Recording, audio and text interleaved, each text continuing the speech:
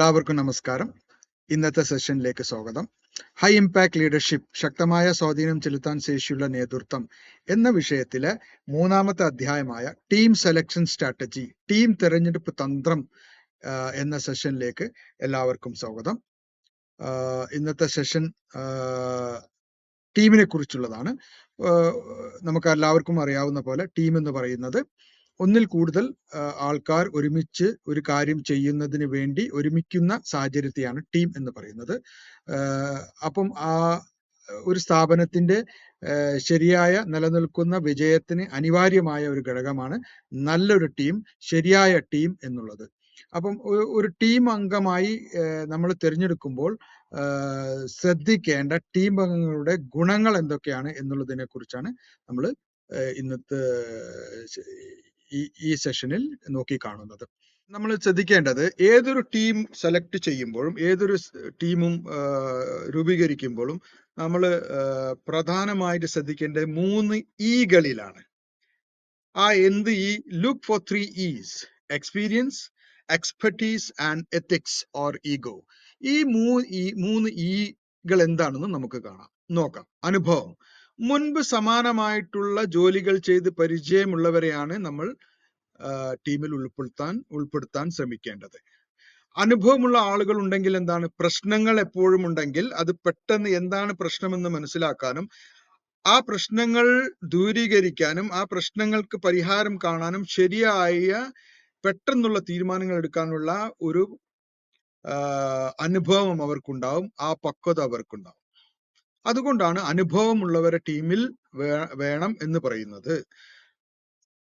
ഉദാഹരണമായിട്ട് സമാനമായി ഒരേ പ്രോജക്റ്റിൽ വർക്ക് ചെയ്തിട്ടുള്ള ഒരാളാണെങ്കിൽ ആ പ്രോജക്റ്റിൽ വരാൻ സാധ്യതയുള്ള എല്ലാ പ്രശ്നങ്ങളും കഴിഞ്ഞ കാലങ്ങളിൽ അദ്ദേഹത്തിന് അനുഭവപ്പെട്ടിട്ടുണ്ടാവും. അത് പരിഹരിക്കേണ്ട രീതികളും അവർക്കറിയായിരിക്കും. അപ്പം അനുഭവമാണ് ഏറ്റവും ആദ്യത്തെ ഒരു ക്രൈറ്റീരിയ, ഒരു മാനദണ്ഡമായിട്ട് ടീമിൽ ഉൾപ്പെടുത്തേണ്ട ആളുകൾക്ക് ഉണ്ടാകേണ്ട ആദ്യത്തെ ഒരു മാനദണ്ഡമായിട്ട് നമ്മൾ കാണേണ്ടത്. അനുഭവമുള്ളവരെ ഉൾപ്പെടുത്താൻ ശ്രമിക്കുക.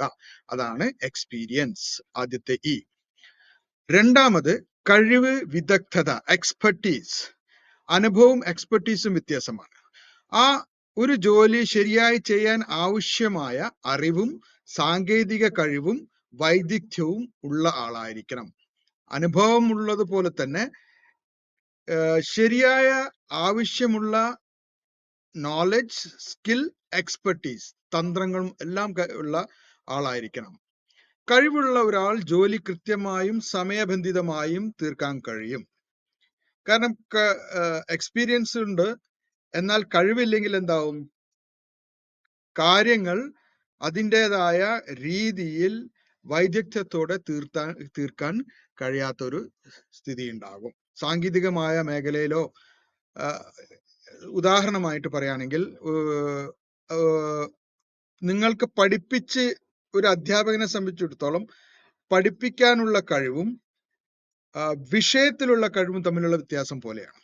ഇപ്പൊ ഒരു അധ്യാപകൻ നന്നായി പഠിപ്പിക്കുന്ന ഒരു അധ്യാപകനായിരിക്കും, എന്നാൽ ആ വിഷയം, ഏത് വിഷയമാണോ പഠിപ്പിക്കുന്നത് ആ വിഷയത്തിലുള്ള ഗ്രാഹ്യമായ അറിവും കൂടി എത്തിച്ചേരുമ്പോൾ അതൊരു സമ്മിശ്രമായ ഒരു ഗ്രേറ്റ് സിനർജി ആയിട്ട് മാറും. അതിന്റെ ഫലം വളരെ പ്രാഗൽഭ്യം നിറഞ്ഞതായിരിക്കും. അപ്പൊ അടുത്ത നമ്മൾ ടീം മെമ്പറെ സെലക്ട് ചെയ്യുമ്പോൾ ശ്രദ്ധിക്കേണ്ടത്, നമ്മൾ സെലക്ട് ചെയ്യാൻ പോകുന്ന ടീം മെമ്പർക്ക് എക്സ്പെർട്ടീസ് ഉണ്ടോ, നമ്മൾ ചെയ്യുന്ന പ്രോജക്റ്റിൽ പരിജ്ഞാനമുണ്ടോ, ടെക്നിക്കൽ നോളജ് ഉണ്ടോ, അറിവുണ്ടോ, അത് പ്രശ്നങ്ങൾ കൈകാര്യം ചെയ്യാനുള്ള ശേഷി ഉണ്ടോ എന്നുള്ളത് നമ്മൾ മനസ്സിലാക്കണം. നമ്മുടെ അടുത്ത ടീം മെമ്പർക്ക് ഉണ്ടാകേണ്ട സുപ്രധാനമായ ഒരു ഗുണം എന്ന് പറയുന്നത് നല്ല എത്തിക്സ് ഉള്ള, പോസിറ്റീവ് ഈഗോ ഉള്ള ആളായിരിക്കണം. നൈതികത അല്ലെങ്കിൽ സ്വഭാവം, നല്ല നൈതികത അല്ലെങ്കിൽ സ്വഭാവമുള്ള. എന്താണത്? എത്തിക്സ് എന്താണ്? സത്യസന്ധത, ഉത്തരവാദിത്ത ബോധം, ടീം മനോഭാവം എന്നിവയാണ് നൈതികത എന്ന് പറയുന്നത്. നല്ല സ്വഭാവമുള്ള ആളുകൾ ടീമിൽ വിശ്വാസവും സൗഹൃദവും നിലനിർത്തും. വളരെ സുപ്രധാനമായ ഒരു കാര്യമാണ്. നമ്മൾ ഉൾപ്പെടുത്താൻ പോകുന്ന ആള് സത്യസന്ധനായിരിക്കണം, ഉത്തരവാദിത്ത ബോധമുള്ളവരായിരിക്കണം. ടീം മനോഭാവം എന്നുള്ളത്, അതായത് ടീം മനോഭാവം എന്താണ്? നമ്മുടെ വ്യക്തിപരമായ നേട്ടങ്ങൾക്കും സുഖങ്ങൾക്കും സൗകര്യങ്ങൾക്കും ഈഗോന് മുൻഗണന നൽകുന്നവരായിരിക്കരുത്. നമ്മുടെ ലക്ഷ്യം, ദൗത്യം എന്താണോ അത് പൂർത്തീകരിക്കാൻ ഏതൊക്കെ രീതിയിലുള്ള മാറ്റങ്ങൾ സ്വഭാവത്തിലും പ്രവൃത്തിയിലും വരുത്തണമോ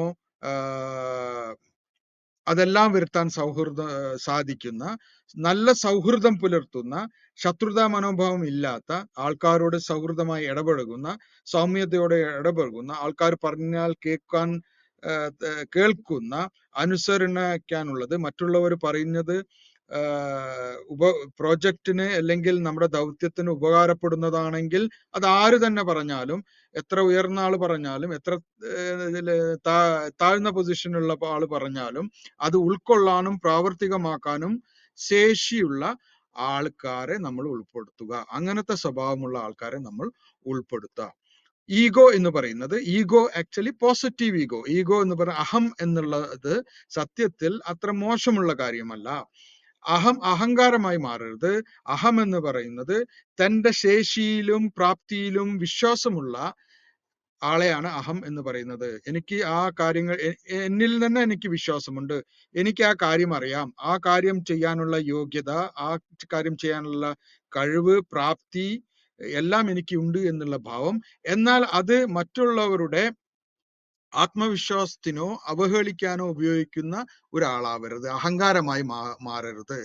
ടീമിനെ ശക്തിപ്പെടുത്തുന്ന ആരോഗ്യപരമായിട്ടുള്ള ആത്മവിശ്വാസമാണ് ആൾക്കാർക്ക് വേണ്ടത്. അങ്ങനെയുള്ള ആൾക്കാരെയാണ് നമ്മൾ ഉൾപ്പെടുത്തേണ്ടത്. അല്ലാതെ വ്യക്തിഗതമായിട്ടുള്ള നേട്ടങ്ങൾക്ക് വേണ്ടി അഹങ്കാരം, അറിവിനെയും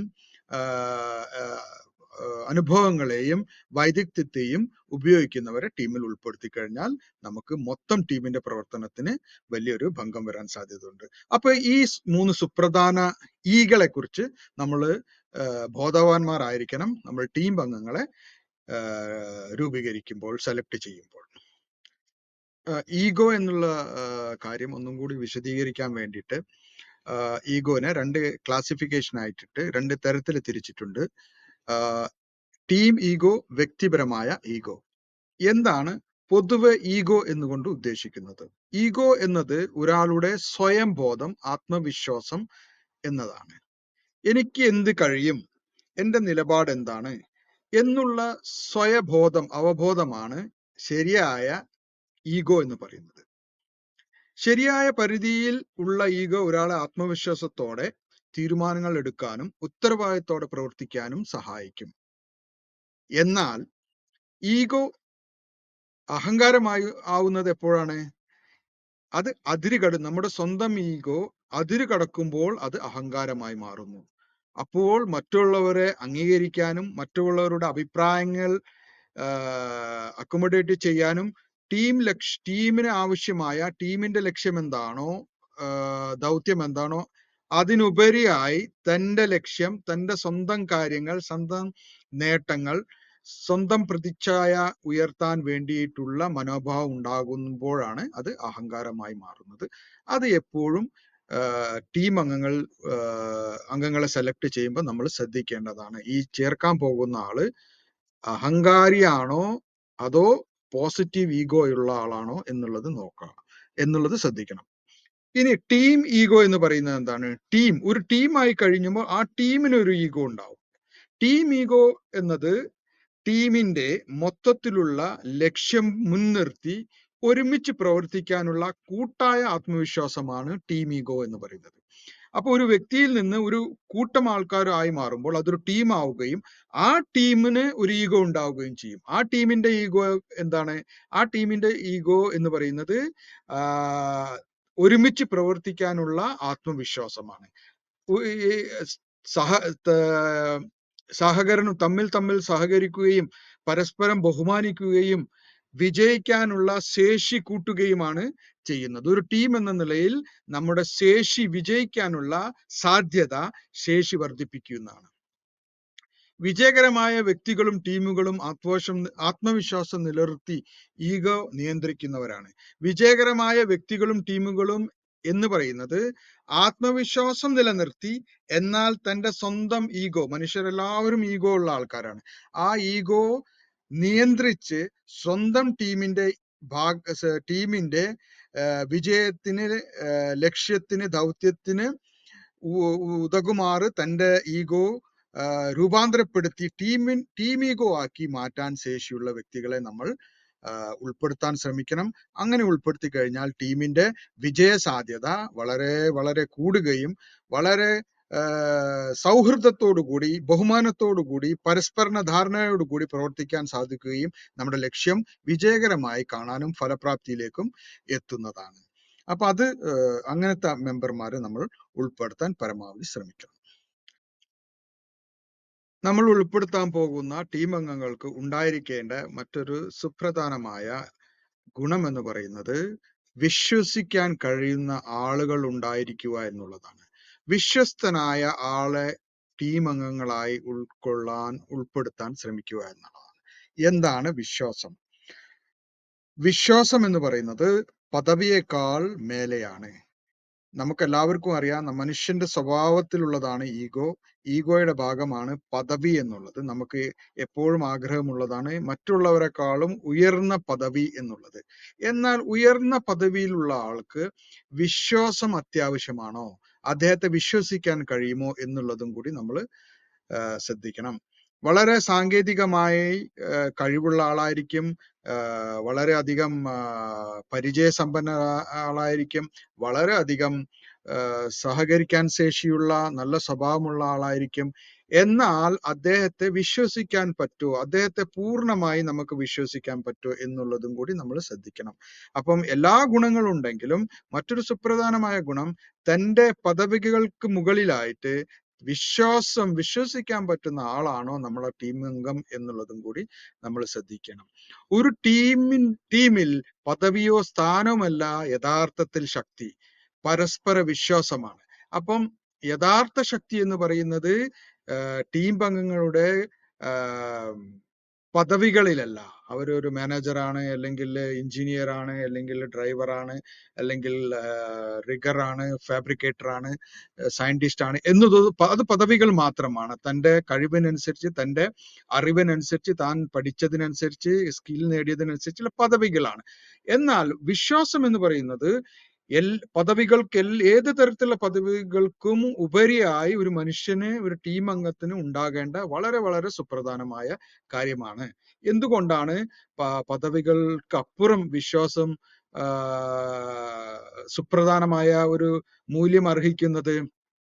കാരണം നല്ല വിശ്വാസമുള്ള ഒരു ആളോട് അംഗങ്ങൾ തുറന്ന മനസ്സോടെ കാര്യങ്ങൾ പറയുകയും കാര്യങ്ങളിൽ വളരെ പൂർണ്ണ രീതിയിൽ സഹകരിക്കുകയും തന്റെ ഉത്തരവാദിത്തങ്ങൾ വളരെ ഭംഗിയായി പ്രവർത്തിക്കുകയും നിർവഹിക്കുകയും ചെയ്യും. അതിന് വിശ്വാസം വേണം. അധികാരത്തെക്കാൾ വിശ്വാസത്തിന് മുൻഗണന നൽകുന്ന ടീമുകളാണ് കൂടുതൽ ഐക്യത്തോടെ മികച്ച ഫലങ്ങൾ ഉണ്ടാക്കി മുന്നേറുന്നത്. അത് സുപ്രധാനമാണ്. നമുക്ക് ചില പോയിന്റുകൾ ഒന്ന് നോക്കാം. എന്താണ് നേതൃത്വം എന്നത് പദവിയെ കുറിച്ചുള്ളതല്ല, അത് വിശ്വാസവും കഴിവിനെയും കുറിച്ചുള്ളതാണ്. ഒരു ഉദാഹരണം പറയാം. ഒരു ടീമിൽ മാനേജർ അല്ലാത്ത ഒരാൾ ജോലികൾ കൃത്യമായി ചെയ്ത് മറ്റുള്ളവരെ സഹായിക്കുന്നുവെങ്കിൽ നമുക്കറിയാം സ്വാഭാവികമായിട്ടും അദ്ദേഹം ഒരു നേതൃത്വ സ്ഥാനത്തേക്ക് വരും. അത് എത്ര ഉയർന്ന ആളാണെങ്കിലും, എത്ര ജോലിയിൽ താഴ്ന്ന ആളാണെങ്കിൽ, പദവിയിൽ താഴ്ന്ന ആളാണെങ്കിലും വളരെ കൃത്യമായി വിശ്വാസത്തോടു കൂടി കാര്യങ്ങൾ ചെയ്യുന്ന ആളാണെങ്കിൽ സ്വാഭാവികമായിട്ടും അദ്ദേഹത്തിന്റെ പദവികൾക്കുപരിയായിട്ട് കൂടെ നിൽക്കുന്നവർ അദ്ദേഹത്തെ വിശ്വസിക്കാനും ബഹുമാനിക്കാനും ഒരു നേതാവ് എന്ന രീതിയിൽ കാണാനും തുടങ്ങും. രണ്ടാമത്തെ കാര്യം എന്ന് പറഞ്ഞാല് പ്രധാനപ്പെട്ട സാഹചര്യങ്ങളിൽ നിർണായകമായ ടീം അംഗങ്ങളെ പൂർണ്ണമായി വിശ്വസിക്കാൻ കഴിയണം. വളരെ സുപ്രധാനമായ കാര്യമാണ്. നമുക്കറിയാം, ഒരു ടീം വർക്ക് എന്ന് പറയുമ്പോൾ ബൃഹത്തായ ഒരു പ്രോജക്റ്റിൽ അല്ലെങ്കിൽ ദൗത്യത്തിൽ നമുക്ക് വിശ്വസിക്കാൻ പറ്റുന്ന ആൾക്കാർ ഉണ്ടെങ്കിലേ നമുക്ക് ഡെലിഗേഷൻ നടക്കുകയുള്ളൂ. നമ്മൾ ഒരു കാര്യം ഒരാളെ ഏൽപ്പിക്കണമെന്നുണ്ടെങ്കിൽ ആദ്യം വേണ്ടത് ആ ആളെ വിശ്വസിക്കാൻ കഴിയുക എന്നുള്ളതാണ്. എന്താണ് വിശ്വാസം? ഏൽപ്പിക്കുന്ന കാര്യം വളരെ കൃത്യമായി ചെയ്ത് തീർക്കാൻ ശേഷിയും പ്രാപ്തിയുമുള്ള ആളാണെന്നുള്ള വിശ്വാസം നമ്മൾക്ക് വേണം. അപ്പം ഒരു പ്രോജക്റ്റ് വിജയിക്കണം എന്നുണ്ടെങ്കിൽ നമുക്ക് വിശ്വസിക്കാൻ പറ്റുന്ന ആൾക്കാരുണ്ടെങ്കിലേ കഴിയൂ. കാരണം ഏതൊരു സാഹചര്യത്തിലും നമ്മളെ ജോലി ഒരാൾക്ക് എല്ലാ ജോലിയും ചെയ്ത് തീർക്കാൻ കഴിയില്ലല്ലോ. അപ്പൊ ഏതെങ്കിലും അവസരത്തിൽ അഡീഷണൽ ആയിട്ട് വേറൊരാൾക്ക് വേണ്ടി ചെയ്യേണ്ട കാര്യം പോലും ഏൽപ്പിച്ചാൽ അത് വളരെ വൃത്തിയായി ചെയ്യാൻ ശേഷിയുള്ള ആൾക്കാർ ഉണ്ടാവണം. അപ്പം വിശ്വസിച്ച് കാര്യങ്ങൾ ഏൽപ്പിക്കാൻ പ്രാപ്തിയുള്ള ആളുകൾ നമ്മളെ ടീമിൽ തീർച്ചയായിട്ടും ഉണ്ടെങ്കിൽ ടീമിന് മികച്ച ഫലങ്ങളോടെ മുന്നേറാൻ സാധിക്കുകയുള്ളൂ. മൂന്നാമത്തെ ഒരു പോയിന്റ് എന്ന് പറയുന്നത് നേതൃത്വം പദവിയല്ല, വിശ്വാസമാണ്. മുന്നോട്ട് പോകാൻ മറ്റുള്ളവരെ ആശ്രയിക്കാനുള്ള മനോഭാവം, അതാണ് മറ്റൊരു സുപ്രധാനമായിട്ടുള്ള ഒരു പോയിന്റ്. എന്താന്ന് പറഞ്ഞു കഴിഞ്ഞാൽ ഇപ്പം മറ്റുള്ളവരെ നമ്മൾ ഏൽപ്പിച്ച് പോകുന്ന ഒരു വിശ്വാസത്തോടു കൂടി ഒരു കാര്യം ഏൽപ്പിക്കുന്നത് പോലെ തന്നെയാണ് നമുക്ക് വിശ്വസിച്ച് ഒരാളെ 100% വിശ്വസിച്ച് ആ കാര്യം മൊത്തത്തിൽ അദ്ദേഹത്തെ ഏൽപ്പിച്ചിട്ട് ആ കാര്യത്തിനെ പിന്നെ നമ്മൾ ചിന്തിക്കേണ്ട ഒരു സ്ഥിതി ഉണ്ടാവരുത്. നമ്മള് ഒരു നേതാവ് എന്ന നിലയിൽ പ്രൊജക്റ്റിലെ പല അല്ലെങ്കിൽ ദൗത്യത്തിലുള്ള പല ഘടകങ്ങളും ഉണ്ടാവും. ആ ഘടകങ്ങൾ മുഴുവൻ നമ്മൾ തന്നെ ചെയ്ത് തീർക്കണം എന്നുള്ള വാശിയില്ലാതെ തന്റെ ടീം അംഗങ്ങളെയും വിശ്വാസത്തിലെടുത്ത് അവരെ മൊത്തം പ്രൊജക്റ്റിലെ ആ ഭാഗം ഏൽപ്പിച്ച് അവർ 100% അത് ചെയ്ത് തീർക്കാൻ ശേഷിയുള്ളവരാണ് എന്നുള്ള ബോധം നമുക്കുണ്ടാവണം. അതായത് ഉത്തരവാദിത്തങ്ങൾ അത് നമ്മളിൽ ഒരു നേതാവ് എന്ന നിലയിൽ നമ്മൾക്കുണ്ടാകേണ്ട ഡെലിഗേഷൻ പവർ, മറ്റുള്ളവരെ ഏൽപ്പിച്ച് ആ ഉത്തരവാദിത്തം അവരെ കൊണ്ട് ചെയ്യിപ്പിക്കാനുള്ള ഒരു ശേഷിയും നമുക്ക് ഉണ്ടാവണം. അത് ആളുകളെ വിശ്വസിക്കാനുള്ള കഴിവ് നമുക്കും ഉണ്ടാവണം. നമുക്ക് വിശ്വസിച്ച് ഏൽപ്പിക്കാൻ കഴിയുന്ന പോലെ തന്നെ നമുക്കും മറ്റുള്ളവരെ ഏൽപ്പിക്കാൻ ശേഷിയുണ്ട് എന്നുള്ള ഒരു വിശ്വാസം നമ്മളിലും ഉണ്ടായിരിക്കണം. അപ്പൊ ഇതാണ് വിശ്വാസം പദവിയേക്കാൾ മേലെയാണ് എന്ന് പറയുന്നതിന്റെ ചുരുക്കം. അപ്പം നമ്മൾ ഏറ്റവും അടിസ്ഥാനപരമായിട്ട് ശ്രദ്ധിക്കേണ്ടത് മറ്റുള്ള എല്ലാ ഗുണങ്ങൾ പോലെ തന്നെ വിശ്വസിച്ച് കാര്യങ്ങൾ ഏൽപ്പിക്കാൻ പറ്റുന്ന ആളുകൾ നമ്മുടെ ടീമിൽ ഉണ്ടായിരിക്കണം എന്നുള്ളത് ശ്രദ്ധിക്കേണ്ട വളരെ സുപ്രധാനമായിട്ടുള്ള ഒരു പോയിന്റ് ആണ്. നമ്മുടെ ചില പ്രോജക്റ്റില്, ചില ദൗത്യത്തില്, ചില ദുർഘട നിമിഷത്തില്, ചില കഠിനമായ സമയങ്ങളിൽ നമ്മൾ പദവികൾക്ക് ഉപരിയായി പ്രവർത്തിക്കാൻ ശേഷിയുള്ള ആൾക്കാരെ ഉൾപ്പെടുത്താൻ ശ്രമിക്കണം. അവിടെ പദവികളല്ല പ്രാധാന്യം, പദവികൾക്ക് പ്രാധാന്യമില്ല. കഠിനമായ സാഹചര്യങ്ങളിൽ പദവിയല്ല പ്രാധാന്യം, പ്രശ്ന സമയത്ത് ഒപ്പം നിൽക്കുന്ന ആളുകളാണ് പ്രാധാന്യം.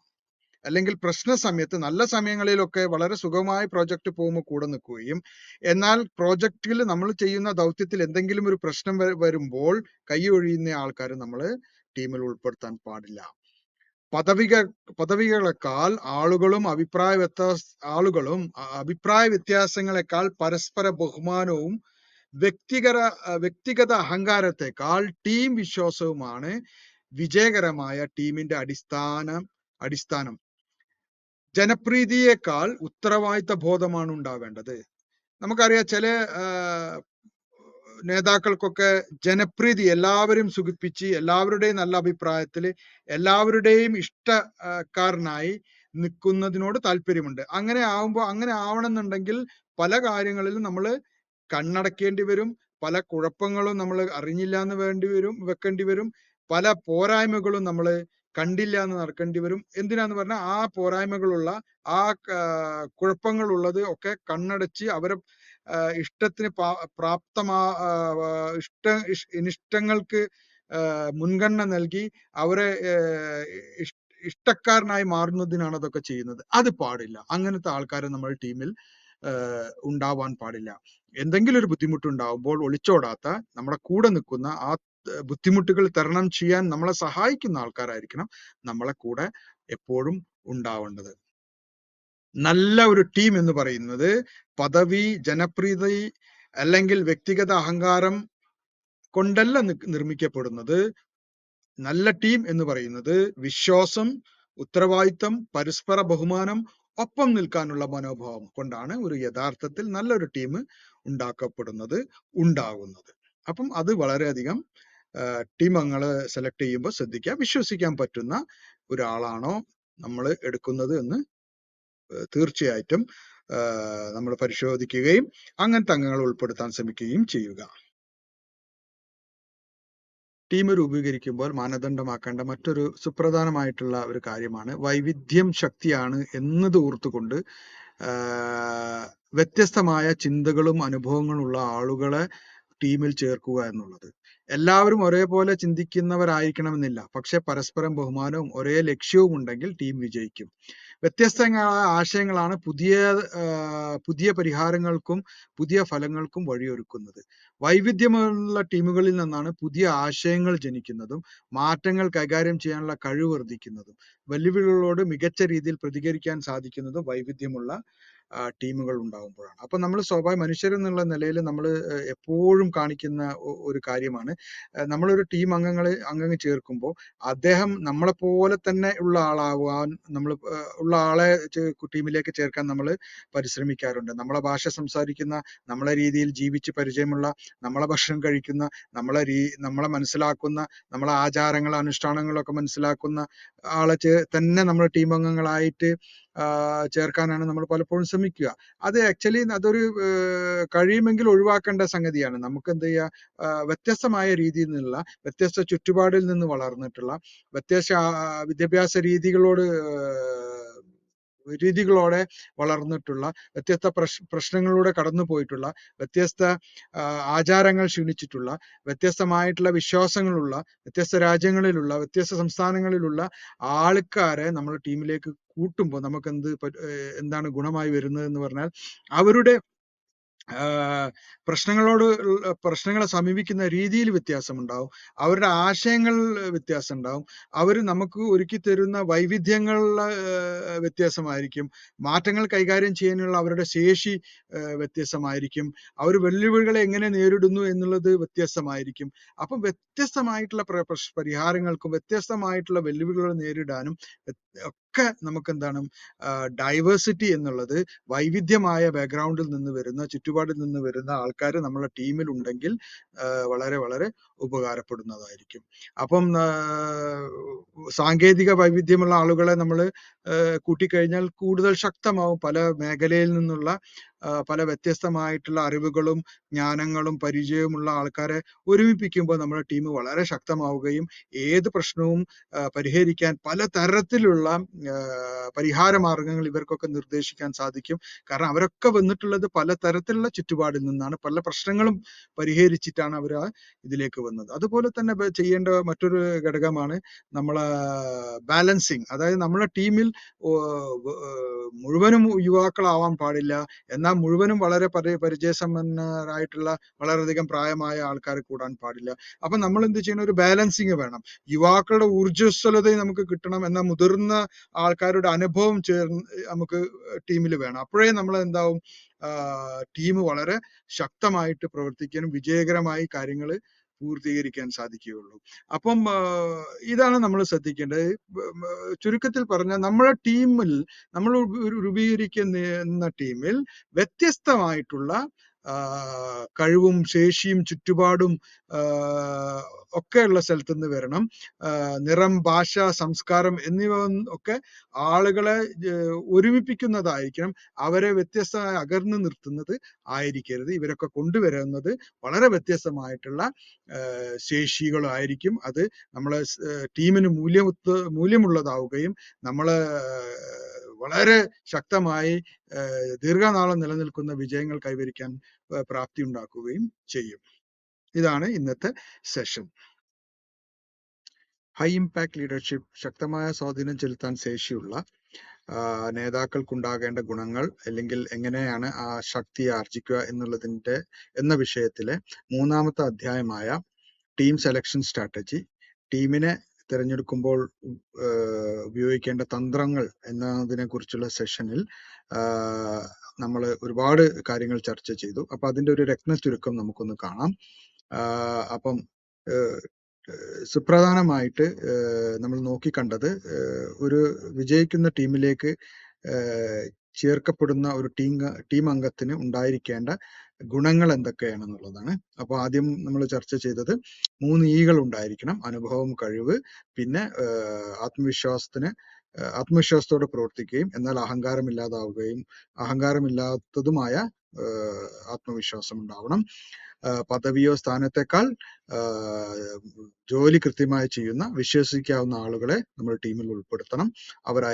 അവരായിരിക്കും ടീമിന്റെ ശക്തി. ശക്തമായ വ്യക്തിത്വങ്ങളെ ഭയപ്പെടേണ്ടല്ല. അഭിപ്രായ വ്യത്യാസങ്ങളെ തർക്കങ്ങളെയും അഭിപ്രായ വ്യത്യാസങ്ങളെയും ഭയപ്പെടേണ്ട ആവശ്യമില്ല. പിന്നെ വൈവിധ്യമുള്ള ടീമുകൾ നിർമ്മിക്കുക. വ്യത്യസ്തമായ ആശയങ്ങൾ, കഴിവുകൾ, അനുഭവങ്ങൾ, കാഴ്ചപ്പാടുകൾ എന്നിവ ചേർന്നാൽ ടീം കൂടുതൽ ശക്തമാവുകയും ദീർഘകാലമായിട്ട് വിജയിക്കുന്ന ടീമായി മാറുകയും ചെയ്യും. അപ്പം ടാഗ് ലൈൻ ആയിട്ട് പറയാവുന്നത് ശരിയായ ടീം തിരഞ്ഞെടുപ്പ് തന്നെയാണ് വിജയകരമായ നേതൃത്വത്തിന്റെ അടിസ്ഥാനം എന്ന് പറയുന്നത് അതാണ്. അപ്പൊ ഇനി അടുത്ത സെഷനിലേക്ക് കാണാം. എല്ലാവർക്കും നമസ്കാരം.